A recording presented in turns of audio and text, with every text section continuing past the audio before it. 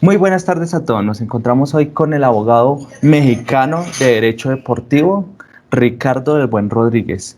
Él fue árbitro del Mundial de Fútbol del 2006 de Alemania. Fue árbitro, pero no árbitro de fútbol, sino abogado, árbitro, ¿no? Hay que hacer la aclaración porque si uno dice árbitro, piensa que fue árbitro de fútbol. ¿Cómo te encuentras? ¿Qué tal todo? Hola Cristian, mucho gusto de saludarte, encantado de estar aquí platicando contigo. Bueno, me alegra mucho.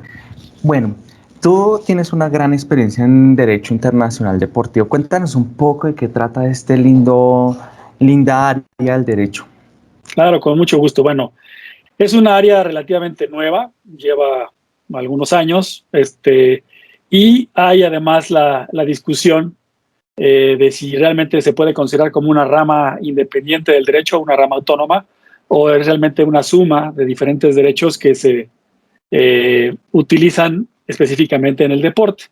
Digamos, nos tardaríamos 8 entrevistas en discutir eso jurídicamente, pero lo importante es que ya en la práctica hay muchos abogados dedicados únicamente al derecho deportivo y al derecho deportivo internacional. Inclusive hay abogados que únicamente se dedican al derecho del fútbol. En países como Argentina, Brasil, España, hay tanto trabajo en el puro fútbol que se pueden dedicar y vivir únicamente de eso. Y bueno, básicamente tiene muchas aristas, pero pues, se trata obviamente de todo el derecho enfocado al deporte.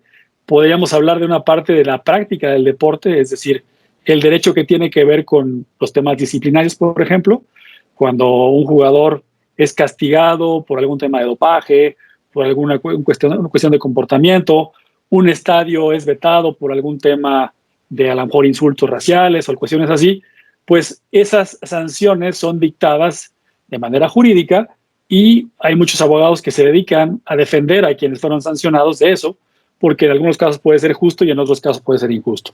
También existe la parte del otro lado, ¿no? La parte del deporte, de la práctica como tal, sino la parte del negocio del deporte, donde podemos hablar de los contratos entre los deportistas y sus agentes, por ejemplo, de los deportistas y sus propios clubes, de temas de imagen, de temas comerciales, que también son muy especializados en el deporte. Y en deportes como el fútbol, a nivel internacional existen tribunales, en el caso de FIFA, específicos creados dentro de FIFA para resolver ese tipo de controversias, independientemente de que los deportistas o los clubes puedan ir a los tribunales ordinarios. Y existe un tribunal que está en Suiza, que es el Tribunal Arbitral del Deporte, que existe desde 1994, pero digamos que en los últimos 20 años ha crecido muchísimo en cuanto a trabajo. Está, como digo, en Lausanne, Suiza. Yo soy parte de ese tribunal desde hace casi 19 años como árbitro, como tú bien lo aclaraste. Árbitro nos referimos a un juez de casos, y que es la máxima instancia a nivel mundial de todos los temas de derecho deportivo internacional. Muchísimos casos llegan al Tribunal Arbitral del Deporte a resolverse allí y son a veces casos muy sonados. Ustedes habrán oído del famoso TAS, que de repente resuelve casos de jugadores famosos o de clubes importantes. Pero bueno, lo que hay que destacar, por lo menos hasta ahorita, es que es la máxima instancia, es una instancia especializada y que la mayoría de los casos importantes que tienen que ver con el derecho deportivo llegan ante esa corte. Cuéntanos un poco cómo estos casos, o sea, qué casos ha tenido gran importancia, cómo se han desarrollado y especialmente cuál es tu función en esta área.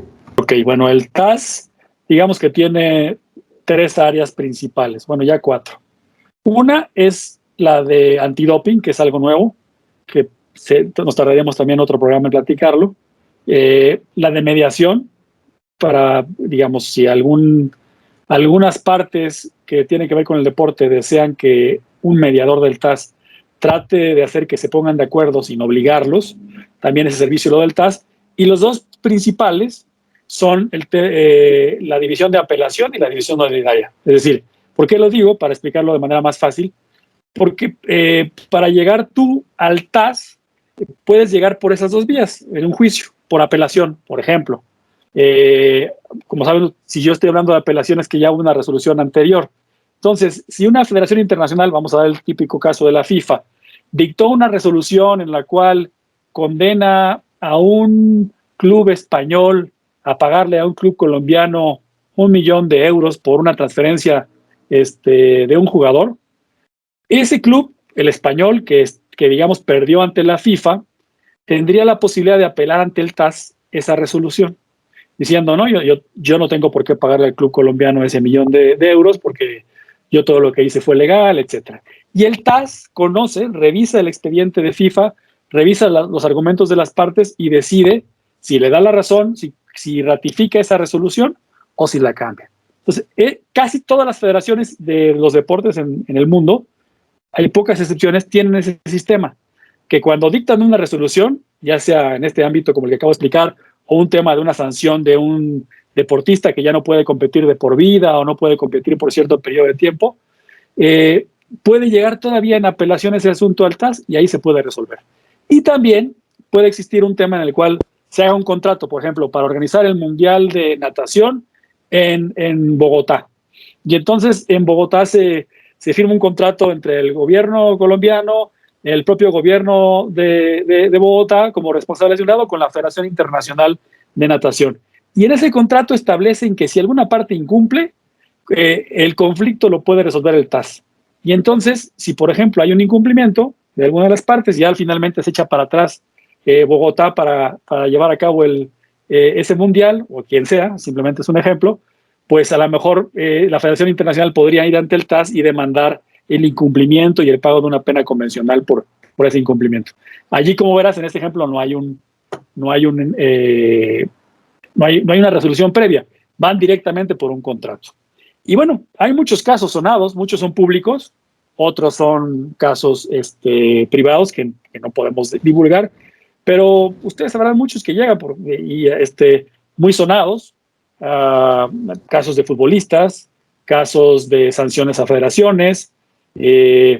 Últimamente, bueno, el año pasado, antepasado, por ejemplo, las sanciones que le aplicaron al Real Madrid, al Barcelona y al Atlético de Madrid por un tema de transferencias de menores de un país hacia sus respectivos países. Allí hubo una sanción de FIFA. FIFA les aplicó una sanción y esos clubes fueron ante el TAS a apelar. Y en cada uno de los casos el TAS decidió algo diferente. También un poco más para atrás, recordarán el tema de la sanción a Luis Suárez por la mordida. Pues también FIFA lo había sancionado y Luis Suárez fue ante el TAS para procurar que le disminuyeran esa sanción. Hay muchos temas también de dopaje en muchos deportes en los cuales hay una sanción hasta de por vida a los deportistas y los deportistas apelan ante el TAS. Muchas veces el TAS ratifica la sanción y otras veces el TAS también modifica esa sanción. Son así como los de inicio, y si quieres ahorita platicamos ya como de más concretos, los típicos temas en derecho deportivo internacional. Perfecto, es muy claro lo que tú afirmas, sobre todo lo que tienes que ver con, que es como el Tribunal Supremo, ¿no? Digámoslo aquí en Colombia sería la Corte Suprema de Justicia, el máximo tribunal. Pero a nivel internacional. Justicia, ¿sí? A nivel internacional. Pero a nivel internacional, claro. Y yo digo, sus debidas proporciones, porque funcionamos diferente. O sea, por ejemplo, nosotros los árbitros estamos en una lista de 300 aproximadamente de diferentes partes del mundo, y lo normal es que cada una de las partes en el conflicto nombre a un árbitro y después se nombre a un presidente y entre los tres resuelvan el asunto. ¿Qué quiere decir? Que los que estamos en la lista no estamos permanentemente, digamos, trabajando todos los días en todos los asuntos, sino que de esa lista unos estamos asignados para un caso, otros para otro caso. Hay veces que no es un panel de tres, hay veces que es un árbitro único y él solo, como un juez, resuelve los asuntos. Pueden entrar a la página de internet del TAS y ahí podrán encontrar la lista de quiénes somos los árbitros, y ahí las propias partes son las que pueden ver a quién pueden escoger. Hay árbitros prácticamente de todo el mundo. Y para uno ser árbitro de este tipo de tribunales, ¿cómo hace? O sea, ¿es una convocatoria abierta o es cómo se hace? ¿Cómo llegaste tú para ser árbitro, mejor dicho? Digamos que el código establece cómo se escogerán a los árbitros. Los nombramientos de manera general son por 4 años. O sea, duran 4 años, a los 4 años te pueden volver a dar un nombramiento o puedes ya no estar en la lista. Y el propio código establece que deben de ser abogados con conocimiento de derecho deportivo, con experiencia o conocimiento de derecho deportivo, o también pueden ser árbitros comerciales.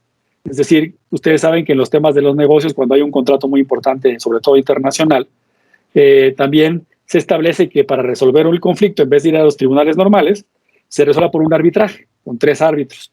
Entonces, hay muchos árbitros en el mundo que tienen esta experiencia de resolver conflictos entre empresas internacionales, que también son bienvenidos por el TAS para resolver conflictos en materia deportiva, por esa vasta experiencia que tienen en el tema del arbitraje internacional. Y bueno, yo he empezado a trabajar en derecho deportivo desde hace 28 años, y en algún momento me propusieron el ICAS, que es el órgano de gobierno del TAS, que está por encima, analiza a los candidatos, y yo tuve la fortuna y el honor de ser nombrado desde el 2002 y he estado ratificado cada 4 años hasta hoy. Todavía me queda un nombramiento de un par de años y ya veremos qué pasa en el futuro. Es muy interesante este tema y cómo se eligen los árbitros y sobre todo la experiencia tan interesante y tan amplia que tienes en este campo. Hablemos un poco sobre la responsabilidad de los clubes, que es un tema que es como que se ha hablado, la responsabilidad si es objetiva, si no es objetiva. Entonces cuéntanos un poco si es, si no es objetiva y cómo se lleva en este caso.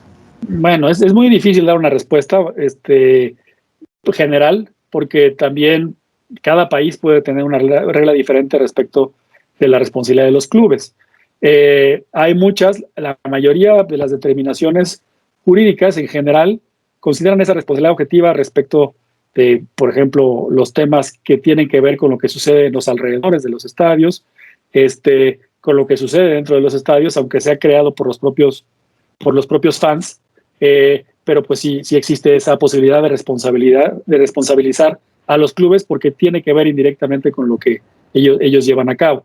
Pero insisto, es complicado decirlo de manera general, porque cada país es un mundo, y así como ciertos países del Commonwealth pueden tener una forma de verlo, ciertos países de nuestra cultura del derecho civil, como somos la mayoría de los latinoamericanos, podemos tener una manera diferente de verlo. Entonces no me gustaría dar como una respuesta demasiado concreta para no después que pueda ser utilizado en mi contra. Claro, entiendo. Que desde luego, bueno, entonces, lo que digamos, un poco ahondando, por ejemplo, en el tema, más allá de la responsabilidad objetiva, en ciertos otros temas, como cualquier empresa, los clubes tienen responsabilidades. Si nos vamos, por ejemplo, a la responsabilidad laboral, ahí existe una responsabilidad. En la mayoría de los países, los jugadores profesionales de cualquier deporte son considerados trabajadores y tienen los mismos derechos que cualquier trabajador, o en ciertos países tienen los mismos derechos y tienen derechos muy específicos. Hay en ciertos países de América y del mundo códigos únicamente enfocados a los deportistas profesionales, donde se regula su relación laboral. Hay otros países donde les aplica toda la ley de todos los trabajadores, les aplica a los jugadores o a los deportistas. Y también en los temas internacionales, FIFA tiene un reglamento que sanciona de alguna manera, en los aspectos más importantes o más generales, la relación laboral entre los jugadores y los clubes a nivel internacional. ¿Y hay un caso específico que en modo de ejemplo nos puedas brindar para ejemplificar lo que estabas hablando anteriormente? Sí, bueno, por ejemplo, puede pasar, les voy a contar un caso, no voy a decir nombres, pero un caso en el cual un jugador que jugaba en Europa del Este, un jugador del continente africano que jugaba en África del Este, en Europa del Este, estaba jugando en el primer equipo, y un día y había sido el campeón goleador de la temporada anterior. O sea, era un buen elemento para ese equipo. Llegó un nuevo entrenador y bueno, coincidió con que jugando un partido, tuvo una pelea con el equipo contrario y lo expulsó el árbitro. ¿Ok? Y él alegó y lo expulsó el árbitro y lo castigaron 3 partidos. ¿Ok? Él alegó que en realidad había recibido tratos raciales de discriminación, y que por eso se había peleado, que no era una pelea común y corriente. Y pese a sus alegaciones, la federación de ese país le ratificó la sanción de 3 partidos, y en su equipo, habiendo estado en el primer equipo, lo mandaron a entrenar al segundo equipo, ¿ok? Sin ninguna razón aparente. Él contactó a unos abogados de Europa y empezó a mandarles faxes o a notificar al club que lo reintegraron al primer equipo porque él había sido contratado para el primer equipo. Y les hizo una advertencia: si no me reintegran al primer equipo, yo voy a rescindir el contrato y los voy a demandar. Y no lo reintegraron al primer equipo. Entonces, ¿qué pasó? Él rescindió su contrato y en el contrato que él tenía con el club, este club europeo, jugador africano, habían establecido que cualquier controversia se iba a someter a la jurisdicción del TAS. Entonces, ese caso nos llegó al TAS. Me tocó ser presidente de un panel, junto con 2 colegas, un español y un inglés, para conocer del asunto. ¿Qué decía el jugador? Que él había rescindido su contrato de manera correcta, de manera justificada, y que le tenían que pagar una indemnización como de 3 millones de euros. Y decía que no había ninguna razón para que los mandaran al segundo equipo y que como no cumplieron con su contrato, él mejor lo rompió de manera justificada. La defensa del equipo era que en la ley laboral de ese país sí se permitía, si le respetaban el contrato, si le respetaban el salario, que estuviese en un nivel inferior, en un puesto diferente.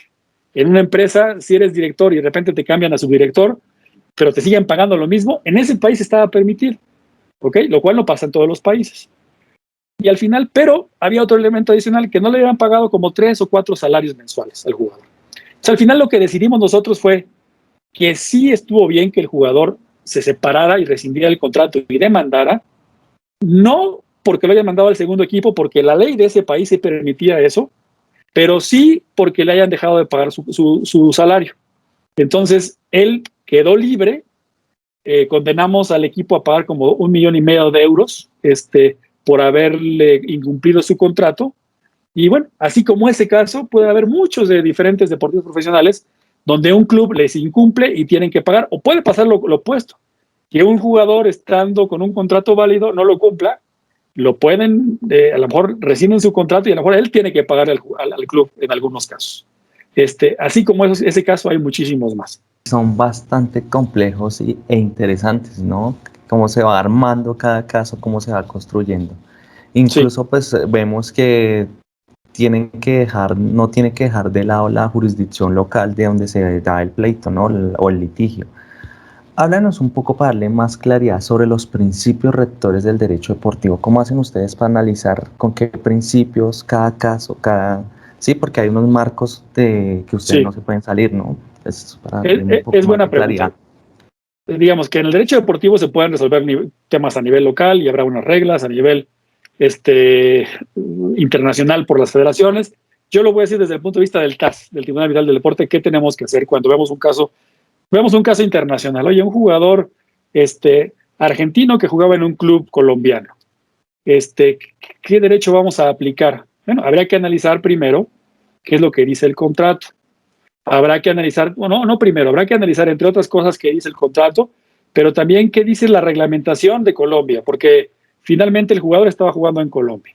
Y entonces, digamos que si es un asunto, estoy hablando de fútbol en particular, que fue de ámbito internacional, un jugador de un país contra un club de otro país, llegó a la FIFA resolvió algo y después llegó al TAS, lo primero que tenemos que analizar, porque es un caso resuelto por FIFA, es qué dicen los reglamentos de FIFA, ¿ok? De manera general. Y después también tendríamos que analizar qué dicen las reglamentaciones, qué dice el contrato, si ese contrato remitía a la legislación colombiana, por ejemplo, y ver de qué manera se tendría que aplicar FIFA y esa reglamentación colombiana, por ejemplo. O en algunos casos, a lo mejor no hay por qué aplicar la reglamentación FIFA por alguna situación y hay que aplicar la reglamentación exclusivamente local. Entonces, cada caso es un mundo. Lo que dice el código es, cuando se trata de un arbitraje, revisen la reglamentación de la federación, revisen también la intención de las partes, revisen la legislación del país en el cual está la federación y apliquen lo que ustedes como panel, como jueces, consideren lo que realmente debe ser aplicable. Entonces, digamos que en ese orden, aunque no necesariamente siempre se aplique en ese orden, tenemos que hacer ese análisis para ver qué vamos a aplicar al final. Y hay veces que las partes no se ponen de acuerdo. Uno dice que es la ley colombiana, otro dice que es la ley suiza, y debemos de dar nuestro argumento para saber qué ley vamos a aplicar, porque pueden haber una gran diferencia. A lo mejor la ley suiza dice que hay que pagar 1 millón de euros y la ley colombiana dice que hay que pagar 100,000 euros, ¿no? Entonces las partes obviamente presentan sus argumentos para que se aplique lo que más les conviene. Claro, y por ejemplo en temas de contratación en derecho privado, las cláusulas en los contratos incluso pueden decir qué jurisdicción van o si mezclan jurisdicción. Por ejemplo, yo contrato con una empresa de compraventa internacional y escojo las cláusulas, entonces se va a guiar por el derecho colombiano y el derecho francés. En derecho deportivo, ¿es dentro del contrato una cláusula de jurisdicción? Puede pasar, es decir, si nos vamos al ejemplo en el cual no estamos en apelación, sino en un contrato en que las partes, desde que firman ese contrato, deciden que cualquier controversia va ante el TAS, por ejemplo, puede pasar que un futbolista y un club digan, o un entrenador y un club decidan que en caso de que se peleen, porque no se pongan de acuerdo con el contrato, la jurisdicción va a ser del TAS. Y allí tendrían que poner cuál es el derecho aplicable.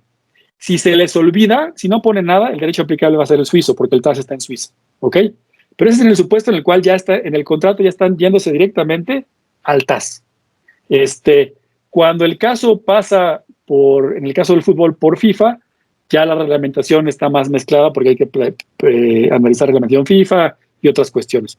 Pero en el ejemplo que tú das, que es un contrato y nos vamos directamente, allí las partes claramente pueden decir, aplica el derecho colombiano, el francés, el ruso, el que les da la gana.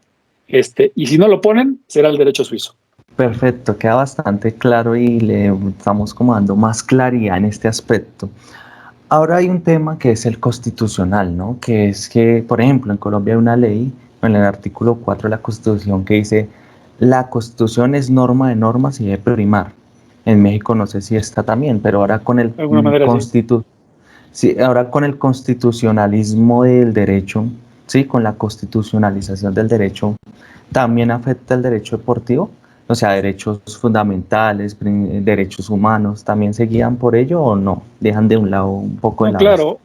Acabas de hacer una pregunta que nos tomaría un tratado para responderla porque, como en todos los casos, cada país es un mundo. Pero bueno, en principio la visión local de cada país es que bueno, la Constitución está arriba, en algunos casos a la par de convenciones internacionales o tratados internacionales. Cada país tiene un trato diferente y desde luego que hay pues a nivel local que aplicar lo que son las leyes locales. Lo que sucede es que muchas veces en temas internacionales no está tan claro que tengas que aplicar la ley local, o a veces está la ley local y está un reglamento internacional. Si tú lo ves desde el punto de vista de la legislación local siempre va a decir lo que aplique es lo que está aquí. Pero si tú lo ves a la luz de un arbitraje internacional, ahí sí podría haber un enfoque diferente. Y aquí es importante recordar que la figura de arbitraje internacional es un medio alternativo de resolución de controversias. Y como un medio alternativo de resolución de controversias, bueno, está reconocido en muchos países a través de un tratado internacional, como ustedes saben, la Convención de Nueva York.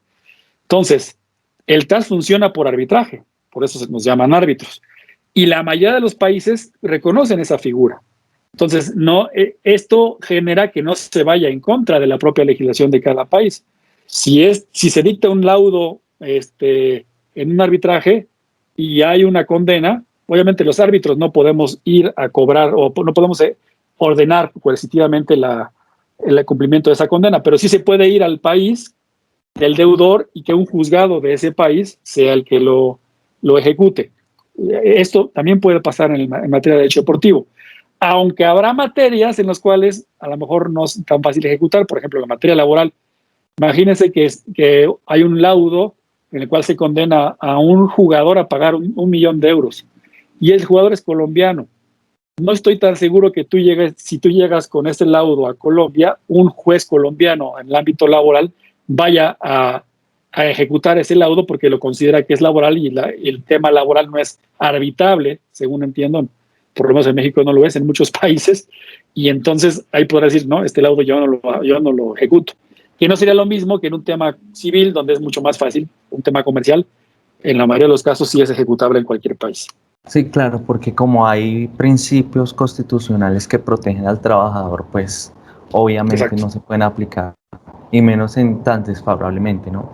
Ya en temas comerciales, pues obviamente es mucho más fácil porque da mayor, digamos, y mayor amplitud al derecho, ¿no? Entonces puede Correcto, uno tener más derecho. Bueno, hay un así es. tema que es la costumbre, por ejemplo, la costumbre mercantil. En derecho deportivo también hay un tema de costumbres.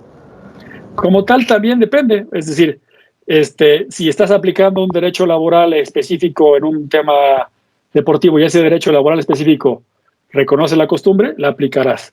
Si es un tema mercantil y el derecho aplicable reconoce la costumbre, lo harás. Si no lo reconoce, no. Digamos, en términos generales, la costumbre pues será una fuente del derecho, como bien lo saben, pero no necesariamente será obligatoria en todos los casos. Yo creo que ahí sí también tenemos que ver cada caso diferente y sobre todo la legislación aplicable. Como principio general, pues sí, es una fuente del derecho, ¿no? Y tendremos que analizarla en los casos cuando las partes nos la citen para ver si la aplicamos o no.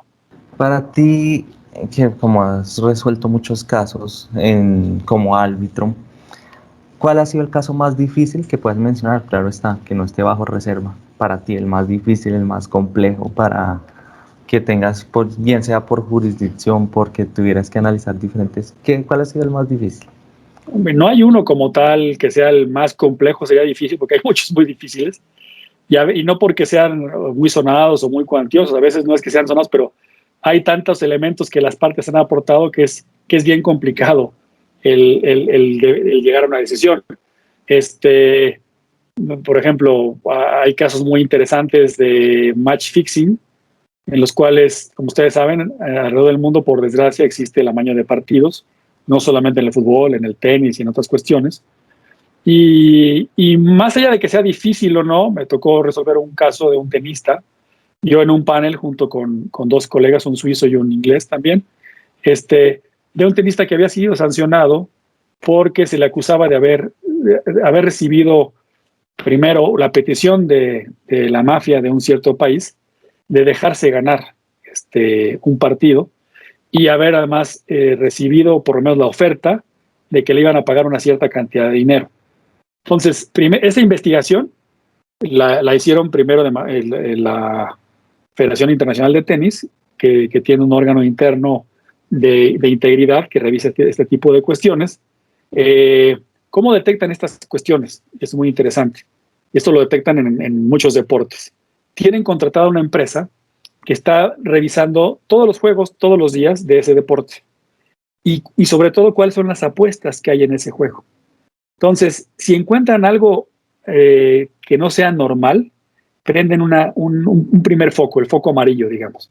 ¿Qué puede ser anormal?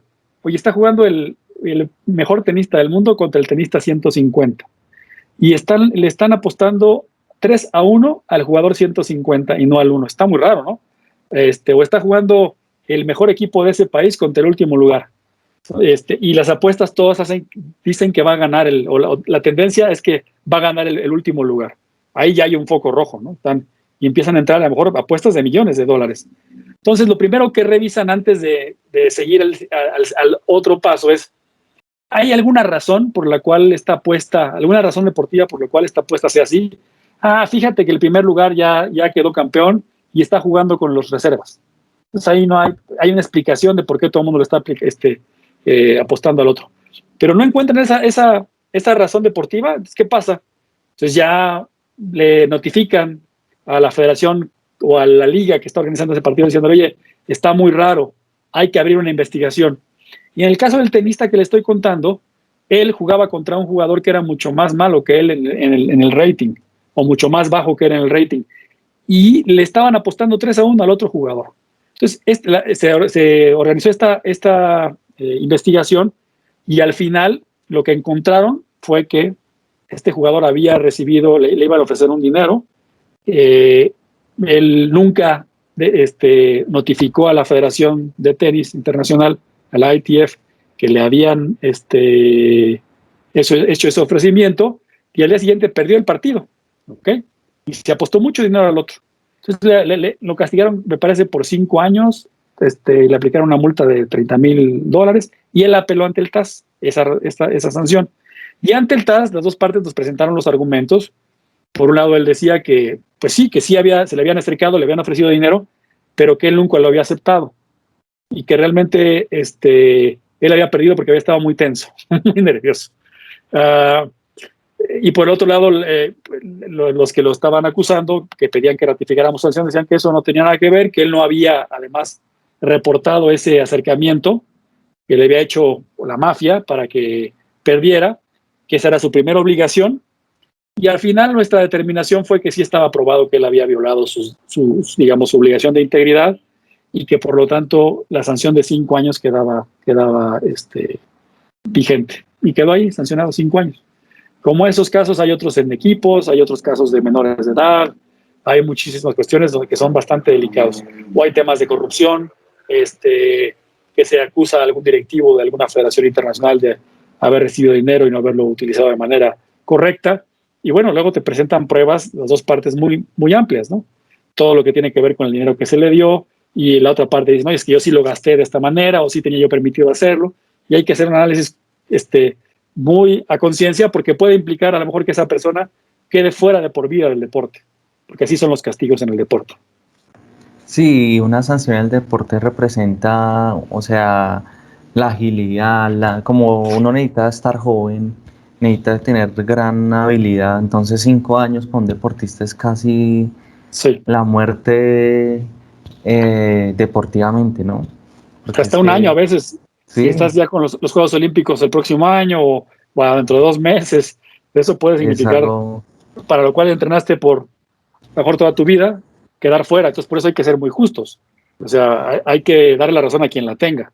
Y estando en juego tanto, pues obviamente tenemos una gran responsabilidad, ¿no?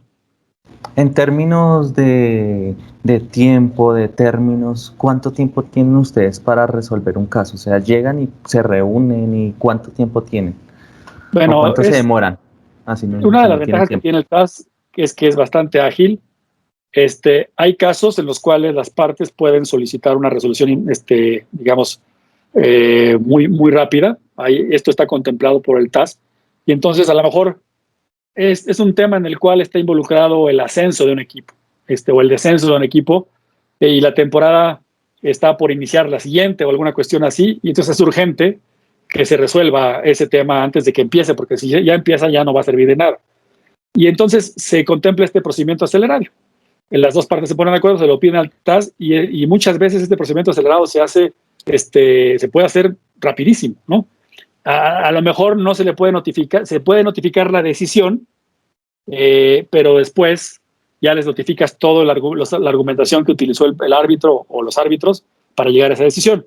Si es muy rápido, a veces no da tiempo de notificar toda esa parte, pero el resultado lo pueden tener de manera inmediata, a veces el día de la audiencia. O sea, ¿cómo es un procedimiento? Pues se presenta una demanda, se contesta, a veces hay audiencias y a veces no, y terminando la audiencia, los árbitros, cuando hace un panel, deliberan, y a veces lo notifican unos meses después, en los términos normales. Pero si se requiere algo urgente, también se vale, y se puede pedir que sea dentro de una semana, y ese mismo día de la audiencia que el panel, o 2 días después, dicte su resolución. Por ejemplo, en el caso de Paulo Guerrero, ¿se acuerdan del jugador peruano que había sido sancionado por dopaje? Él pidió ante el TAS que se hiciera un procedimiento acelerado y que se resolviera antes del Mundial de Brasil, el tema de su sanción o no. Y así fue, fue muy rápido, no fue, se le notificó nada más el resultado, y ya después de 3 o 4 meses se le notificó toda la argumentación que utilizó el panel para llegar a ese resultado. Y hay un sistema muy interesante, que es el sistema de los Juegos Olímpicos y de otras competencias. Hay un panel, o sea, de la lista de 300, en el caso de los Juegos Olímpicos de verano, se escogen a 12. Ahorita para Tokio van a ir 12 árbitros del TAS, que están ahí y tienen que resolver los asuntos en 24 horas en promedio. ¿Por qué? Porque imagina, ahí sí está en juego algo que a lo mejor va a suceder en 2 días. Yo tuve la suerte de estar en los Juegos Olímpicos de Londres, en ese panel de 12 árbitros, y me tocaron estar en un panel, en 3 paneles diferentes, con 3 casos diferentes, muy interesantes. Y allí sí tuvimos que resolver, que se presenta la demanda, damos unas horas, hay audiencia en la tarde, y al día siguiente ya estamos notificando nuestra resolución. ¿Por qué? Porque a lo mejor un atleta estaba apelando una sanción y su competencia era dentro de 2 días, y así era.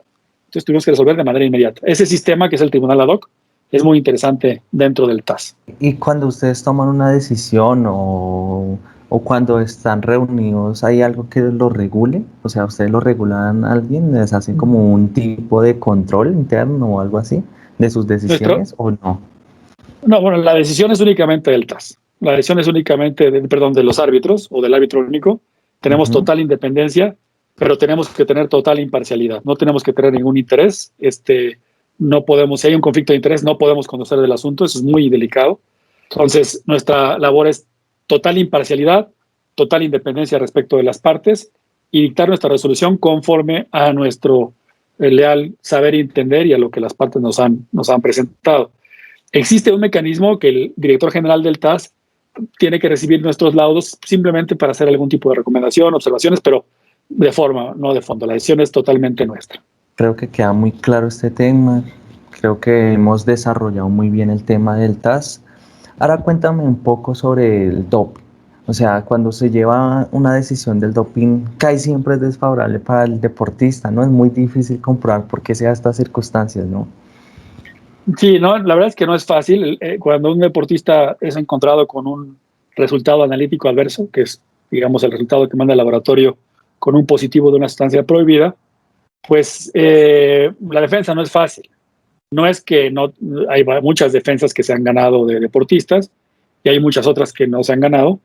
Pero bueno, ¿qué es lo que sucede en la mayoría de los casos? Lo que establecen los códigos antidopaje, empezando por el código de la WADA, es que si se encuentra a un deportista con una sustancia prohibida, en la mayoría de los casos se le puede suspender de manera provisional. O sea, sin que todavía empiece el procedimiento de defensa del deportista, el deportista está suspendido.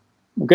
Y empezando su procedimiento, pues ya podría él probar, aquí lo más importante en realidad, lo que puede haber, estoy resumiéndolo mucho, pero digamos que lo más importante sería primero que el atleta, si ya se le encontró una sustancia en el cuerpo, acredite cómo entró esa sustancia y que esa forma en que entró la sustancia a su cuerpo no signifique de parte del deportista que haya sido un dolo o negligencia. Eso es entonces, lo primero que tiene que dar el deportista como explicación es por qué está la sustancia en mi cuerpo. Y esa explicación que tiene que dar debe satisfacer al panel para que considere que no fue negligente o que fue una negligencia muy baja o dolo muy bajo para bajarle la sanción. Entonces, ya la presencia, justamente existe esa responsabilidad objetiva del deportista desde que la sustancia está en su cuerpo. Y digamos que ahora tiene él que ir en contra de esa presunción. Y bueno, existen sanciones de dopaje no solamente por sustancias prohibidas, puede haber por tráfico, por otras cuestiones. El código tiene 10, 11 diferentes supuestos de violaciones al propio código que se consideran que ameritan sanciones antidopaje. A lo que voy es que estando la sustancia en el cuerpo, sí, la defensa es complicada, pero no imposible. Y hay temas muy complejos que es más que jurídicos, creo que son técnicos, ¿no? Científicos para lograr Sí, demostrar cosas que no. sí, es más, estando de mis primeros casos como árbitro en el TAS de dopaje, me tocó justamente un caso colombiano, la audiencia de un ciclista, no puedo decir nombres ni nada, pero la audiencia fue justamente en Bogotá y las dos partes eran colombianas en aquel caso. Fue de los primeros que me tocaron como árbitro del TAS. Casualmente. Sí, hace muchos años, justamente. ¿Y qué tal? Bueno, ya entrando un poquito así, ya que me cuentas que estuviste en Bogotá, ¿qué tal te pareció mi ciudad? Bogotá la gente primero es de primera. Los colombianos en general son gente que admiro mucho y que me caen muy bien. Creo que tenemos muchas cuestiones afines. Y Bogotá es muy bonita, la verdad es que a mí me gusta mucho ir por allá por cuestiones de trabajo y desde luego también. No he tenido mucho tiempo de pasearme, más que ir a Andrés Carne de Res a comer. Pero todo lo que he conocido me ha encantado. La verdad es que tienen un gran país y una gran ciudad en el caso de Bogotá. Ya Claro. quisiera conocer otros lugares, quisiera otras ciudades importantes que tienen también por allá. Ya tendré oportunidad algún día. Claro que sí, no, y además nosotros, tanto los colombianos como los mexicanos, compartimos muchos gustos, tanto Sí, musicales, culturales. Por ejemplo, nuestros artistas, donde pegan, donde se expanden culturalmente es en México. Y ustedes, sus artistas, donde se expanden culturalmente y demás, es en Colombia. Caso ¿cierto? Vicente Fernández, Cristian Sí, Nodal. Entonces, claro, muy es claro, tienes bastante razón. interesante. La Sonora Dinamita. Así es. Bueno, ahora sí no nos alejemos un poco de la charla, era como para entrar un poco en detalles. Bueno, el derecho deportivo es bastante complejo, ¿no? Es bastante divertido, bastante de análisis y de comprensión. Hay una pregunta que quiero hacerte que es sobre qué relación ha tenido el derecho deportivo en la actualidad al anterior, en comparación, ¿no? Como si ha cambiado, si ha tenido cambios o simplemente se ha mantenido como en su línea y no ha cambiado en No, conceptos o no, sí construcción. ha cambiado, se ha desarrollado mucho, ya se ha tomado más en serio por las federaciones internacionales, por las propias federaciones nacionales. Antes, en el derecho deportivo, todo el mundo era juez y parte. Me refiero a que si había un problema de un deportista, se resolvía en la federación y la federación era el que lo sancionaba, el que juzgaba, el que todo, ¿no? Y actualmente, por fortuna, ya se ve de manera diferente. Ya hay órganos autónomos que resuelven los asuntos. La autoridad también, digamos, del fuero común también conoce los asuntos de manera imparcial. Y sobre todo hay una especialización. Ya antes los estatutos, los reglamentos, pues no eran tomados tan en serio. Y ahorita uno encuentra la estructura de los reglamentos deportivos, de los reglamentos de las ligas, de los reglamentos de las federaciones, y están muy bien hechos, la verdad. Y están muy pensados también a nivel internacional. Hay más globalización, como sabemos. Hay más torneos internacionales, hay más cuestiones de imagen, hay más. Entonces, forzosamente, digamos, la palabra actual frente a lo anterior es la especialización de la gente que lo ejercemos como de los propios reglamentos que sancionan la práctica deportiva. Hay una cosa que quiero preguntarte que es sobre la materia penal. ¿Cómo vemos la responsabilidad penal en materia del derecho deportivo? Caso como por ejemplo el FIFA Gate. Es muy aparte. O sea, acá en el tema deportivo no nos metemos en temas penales. Eso sí está claramente en la jurisdicción de cada uno de los estados. Eh, pero lo cual no quiere decir que existiendo una conducta que es sancionada por la vía penal, no pueda ser esa misma conducta sancionada por el ámbito deportivo, cada una en sus esferas. No es que se esté juzgando dos veces sobre los mismos hechos, sino son dos esferas diferentes en las cuales se aplica una sanción. En el caso del FIFA Gate o en cualquier caso de corrupción, lo que ha sucedido es que pues, las autoridades jurisdiccionales del país, el FIFA Gate tuvo que ver mucho Estados Unidos, aplicaron la sanción penal que correspondía e internamente se hicieron investigaciones en la propia Federación Internacional que llevaron a una sanción deportiva o una sanción no deportiva, porque la mayoría del FIFA Gate no eran deportistas, eran directivos, pero una sanción, digamos, societaria dentro de esa federación que implicó en algunos casos ciertos años estar fuera, otros de por vida, etcétera, etcétera. Es la vía disciplinaria, para llamarla de manera más concreta. Entonces, sí pueden convivir, pero quien juzga en materia deportiva no tiene ninguna jurisdicción. La jurisdicción penal es 100% del Estado.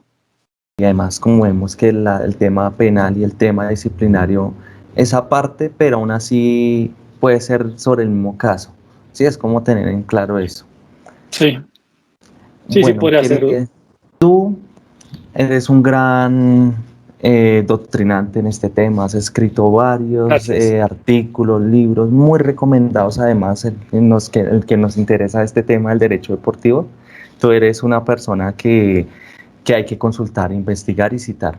Entonces quiero pedirte qué recomendación nos das, por ejemplo también tú eres profesor universitario sobre este tema, digamos si hay especialidades o maestrías en México que también los colombianos podamos investigar allá. Entonces cuéntanos un poco eso y las Sí, claro. recomendaciones que nos das. Digo, primero, yo en Colombia tengo el gusto de conocer a algunos abogados que han desarrollado el tema del derecho deportivo de manera muy profesional y muy buenos. Tienen ustedes abogados importantes, cada vez más, además. Y bueno, agradezco tus palabras y merecido el halago. Pero bueno, lo que recomiendo es que, pues, a la gente que le interesa especializarse en el derecho deportivo internacional o como cualquier materia, pues sí, se ponga a especializar desde el estudio. No es fácil, es un mercado de trabajo bastante cerrado, es la realidad. Muchos que estudian eso después tienen dificultad de conseguir el trabajo, pero quien persevera alcanza. A nivel regional, hay algunos cursos buenos en Argentina. A nivel de México, tenemos un curso de Derecho Deportivo Internacional que ya va por su novena generación, que hemos tenido alumnos de muchos países. Es un curso que te lleva de manera general al mundo del derecho deportivo, que les ha gustado mucho y después de ahí ha habido mucha gente que se ha quedado en el derecho deportivo. No es muy especializado, pero sí es un tema que me parece introductorio. Tratamos de hacerlo lo mejor que se pueda. Ese curso se da 2 veces al año aquí en el ITAM en México.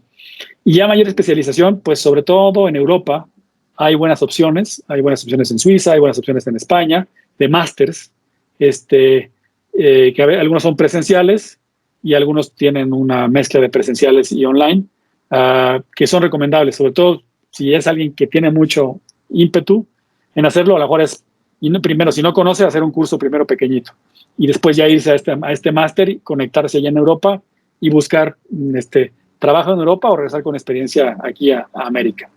Ricardo, no me queda más sino agradecerte por tu tiempo, por participar en este canal, por esa charla tan interesante que hemos tenido sobre Derecho Deportivo Internacional. El agradecido soy yo, a tus órdenes, Cristian. Muchas gracias por la invitación. Y bueno, espero haber explicado las cosas de manera clara. Vale, doctor, y no sé si quieras agregar algo adicional. Siempre bienvenido a Colombia. Gracias. Igual aquí a México son bienvenidos cuando vengan y no, simplemente darte nuevamente las gracias por la invitación. Encantado. Perfecto, muchas gracias. Hasta luego, que tengas buen día. Igualmente, muchas gracias.